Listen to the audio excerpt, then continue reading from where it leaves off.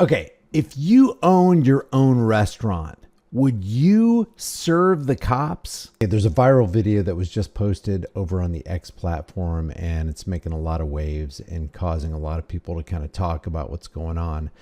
This says a cafe worker in Brooklyn tells a customer she refuses to serve NYPD officers. I wonder why. I wonder how fast they would call the cops if they were in trouble. Yeah, because when seconds count, police are minutes away. Listen to this. Oh, I just have a question. You say you don't serve cops? It's a personal thing. It's not a job thing. What's your name? I don't want to tell you. Sounds good. Gotcha. Have a good day.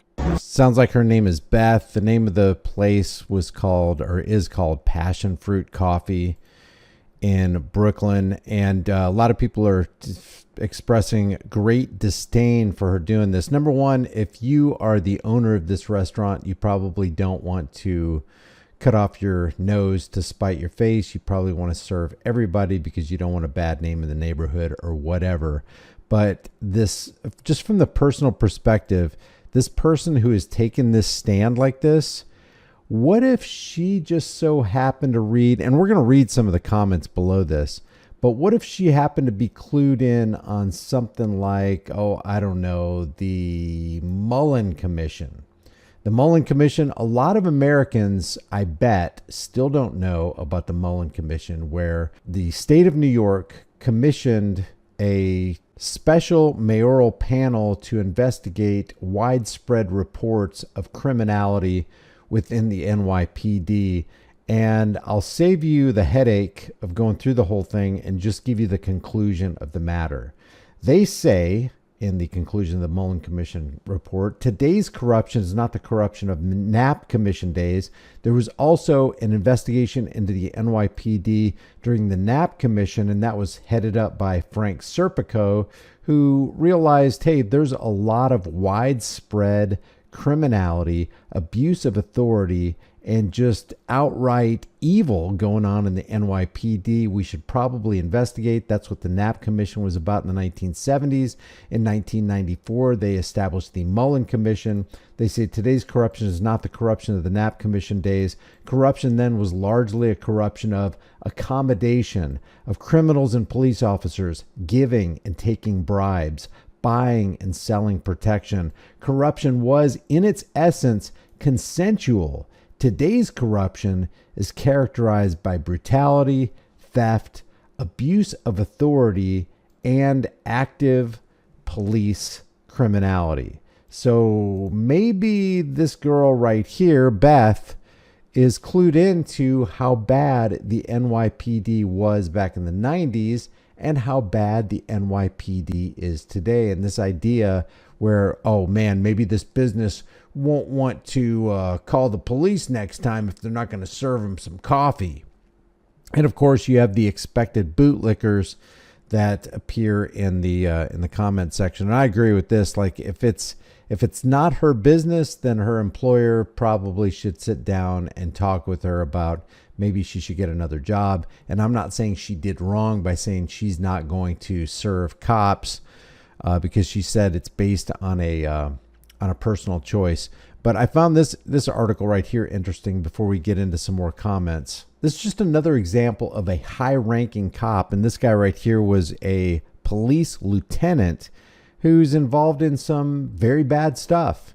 And, you know, they have the trust of the community, and they often break the trust of the community. Repeat offender, brutal cop convicted of obstructing justice, violating civil rights. Aaron Jason Strong, 47, a former police lieutenant at the Newcastle Police Department in Indiana, was found guilty on October 4th by a federal jury on charges of excessive force and witness tampering, according to the DOJ. And this was just in October 31st, 2024, just a couple weeks ago. Strong was indicted on July 7th, 2022 for assaulting an arrestee and 2 pretrial detainees, resulting in injury to 3 people in custody, as detailed in the July 2022 DOJ press release. Prosecutors alleged that dangerous weapons were used during the assault, of the arrestee and one of the pretrial detainees. Strong's sentence is scheduled on January 7th, 2025, and he faces a maximum penalty of 50 years in prison for his crimes. Do you think this is a rare incident, or do you think, as we've seen, it happens all the time? And maybe that's what Beth's problem is with serving cops. Maybe she has a personal experience. Maybe she knows about the Mollen Commission and how bad the NYPD was in the 70s, in the 90s, and is today. Maybe she has personal experience, a bad personal experience with law enforcement in her area. And she's like, you know what? I'm going to take a moral stand. I'm not serving these people. There's a lot of people who say things like this, that coffee should be free for the officers. And granted, there are a lot of bootlickers in our society that will turn their minds off, shelf their critical thinking and say, hey, these cops are the thin blue line heroes. They're our saviors. Without them, our communities will literally collapse. There will be mayhem and blood in the streets. That is how people think. I like what this guy says. Yeah, when you're in trouble, you definitely need someone to show up 3 hours later and shrug their shoulders.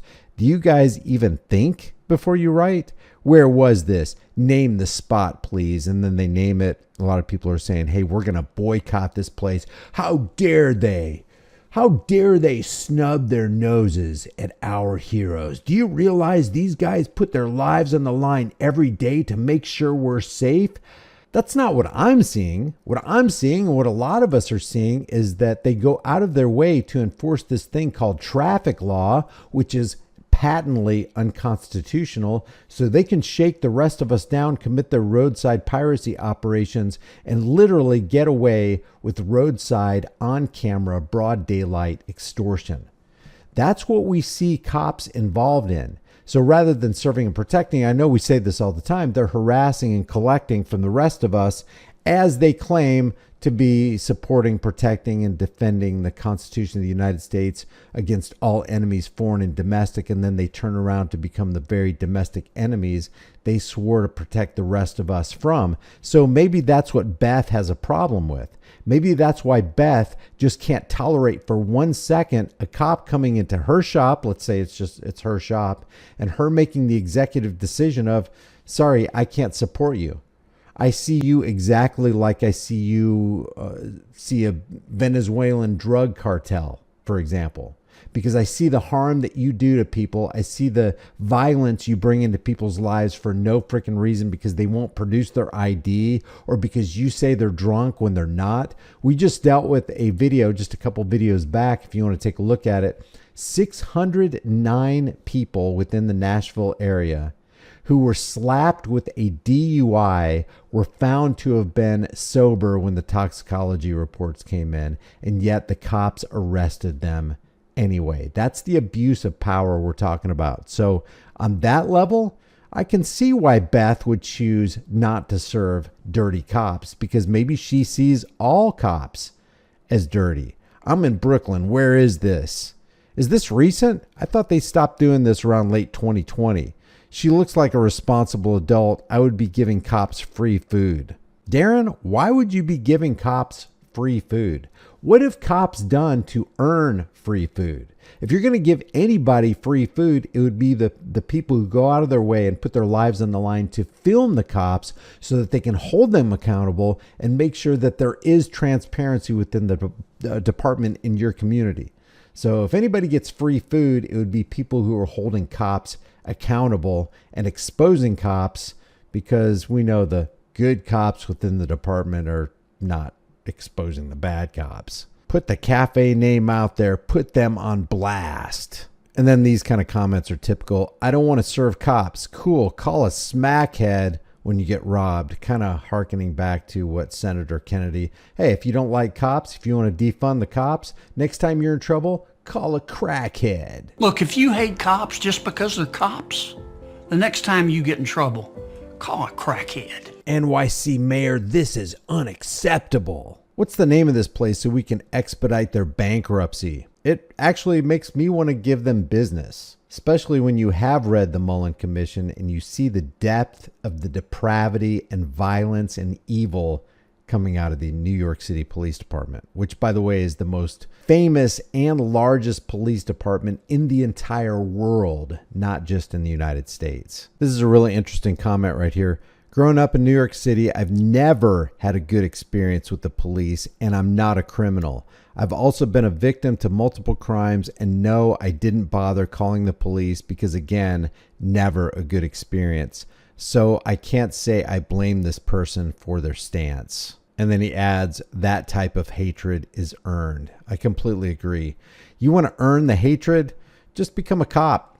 You'll definitely earn the hatred. And if you do happen to have a conscience and you have a moral compass and you become a good cop, then guess what you're going to do? You're going to be calling out the bad cops. You're going to be exposing them. And then pretty soon they're going to shove you out of the department because they don't want people like you within the department exposing their evil deeds. Leave your thoughts about this for the world and the global thought police in the comments section below. Do you agree with Beth? Would you serve the cops if you worked at a restaurant? Maybe you would if the restaurant owner said, hey, you're serving the cops. Would you quit? If you owned your own restaurant or you owned your own coffee shop, would you be serving the cops? Especially, would you be serving the NYPD?